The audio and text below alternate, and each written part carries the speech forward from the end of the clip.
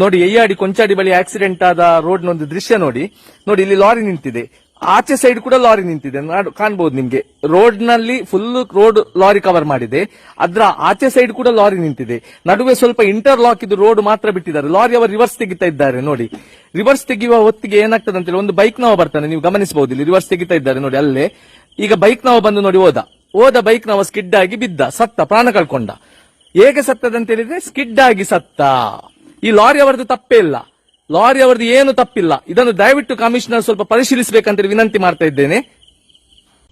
ಎಯ್ಯಾಡಿ ಕೊಂಚಾಡಿ ಬಳಿ ಒಂದು ಆಕ್ಸಿಡೆಂಟ್ ಆದ ಜಾಗದ ಬಳಿ ಇದ್ದೇವೆ ನೋಡಿ. ಅಲ್ಲಿ ಸಿಸಿ ಕ್ಯಾಮೆರಾ ಒಂದಿದೆ, ಕಾಣಬಹುದು. ಆ ಸಿಸಿ ಕ್ಯಾಮೆರಾದಲ್ಲಿ ರೆಕಾರ್ಡ್ ಆಗಿದೆ. ಮತ್ತೆ ಈ ಜಾಗದ ಬಗ್ಗೆ ಇದಕ್ಕಿಂತ ಮುಂಚೆ ಸಹ ನಾನೊಂದು ವಿಡಿಯೋ ಮಾಡಿ ಹಾಕಿದ್ದೆ. ಏನಂದ್ರೆ ಆಂಧ್ರ ಪ್ರದೇಶದಿಂದ ಬೇರೆ ಕಡೆಯಿಂದ ಮಣ್ಣು ಕೊಂಡೋಗ್ಲಿಕ್ಕೆ ಇಲ್ಲಿ ಗಾಡಿಗಳು ಬರ್ತುಂಟು, ರೋಡ್ ಸೈಡ್ ಎಲ್ಲ ಗಾಡಿಗಳನ್ನು ನಿಲ್ಲಿಸ್ತಿದ್ದಾರೆ ಅಂತ ಹೇಳಿ ಒಂದು ವಿಡಿಯೋ ಸಹ ಹಾಕಿದ್ದೆ.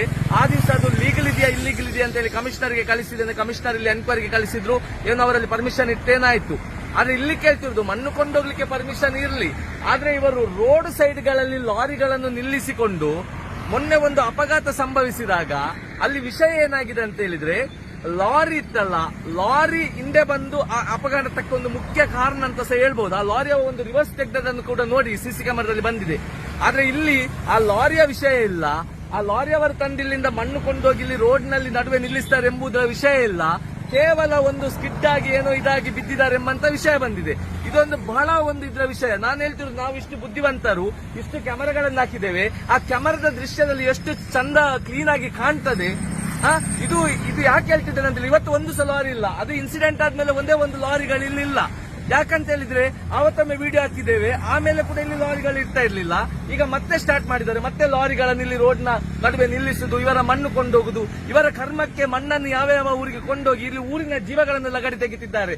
ನೈಟ್ ಕೆಲಸ ಮಾಡಿ ಉದ್ಯೋಗ ಎಲ್ಲ ಮುಗಿಸಿಕೊಂಡು ಪಾಪ ಬರ್ತಾರೆ, ಮನೆಗೊಂದು ಹೋಗ್ತಾರೆ. ಏನು ಕದ್ದು ಬರೋದಲ್ಲ, ಉದ್ಯೋಗ ಮಾಡಿ ಯಾವ್ದೊಂದು ರೆಸ್ಟೋರೆಂಟ್ ಬಾರ್ಗಳಲ್ಲೆಲ್ಲ ಉದ್ಯೋಗ ಮಾಡಿ ಅಲ್ಲಿ ಕೆಲಸ ಮಾಡಿಕೊಂಡು ರಾತ್ರಿ ಹೊತ್ತು ಬರ್ತಾರೆ. ಇಂಥ ನಿಮ್ಮ ಕರ್ಮದ ಇದಕ್ಕೆ ಇವರು ಬಲಿ ಆಗ್ತಾ ಇದ್ದಾರೆ. ದರಿದ್ರದವರು ಲಾರಿಯನ್ನು ರೋಡ್ ಸೈಡ್ ಅಲ್ಲೆಲ್ಲ ನಿಲ್ಲಿಸುದು, ಯಾರ್ಯಾರನ್ನು ಲಗಡಿ ಮಾಡಿ ಹಾಕುದು. ಮತ್ತೆ ನ್ಯೂಸ್ ಏನು ರೋಡ್ ನಲ್ಲಿ ಹೋಗ್ತಿರುವಾಗ ಸ್ಕಿಡ್ ಆದ, ಇವ ಲಾರಿಯವ ತೆಗೆದದ್ದು ವಿಷಯವೇ ಇಲ್ಲ, ಮಣ್ಣು ಮುಖ್ಯ ಹೋಯ್ತು. ಸ್ವಲ್ಪ ಇದನ್ನು ಸರಿಯಾಗಿ ನೋಡಿ, ಮತ್ತೆ ಕಮಿಷನರ್ ಇದ್ರ ಬಗ್ಗೆ ಸ್ವಲ್ಪ ಗಮನ ಕೊಡಿ.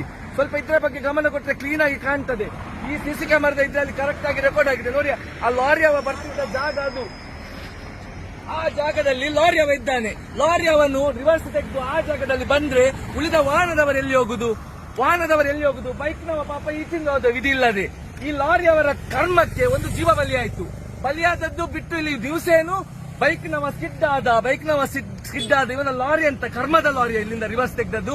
ಇದ್ಯಾಕೆ ಬರ್ತಾ ಇಲ್ವಾ ರಿವರ್ಸ್ ತೆಗೆದದ್ದು ಲಾರಿದು? ಕಮಿಷನರ್ ಆದಷ್ಟು ಬೇಗ ಈ ಕೇಸನ್ನು ಸಿಸಿ ಕ್ಯಾಮೆರಾದ ಫುಟೇಜ್ ಅನ್ನು ತೆಗೆದುಕೊಂಡು ಮತ್ತೆ ಪರಿಶೀಲಿಸಿ. ಮತ್ತೆ ಇಲ್ಲಿ ಲಾರಿಗಳು ಬರ್ತಾ ಇದೆ, ಮಣ್ಣುಗಳು ಹೋಗ್ತಾ ಇದೆ.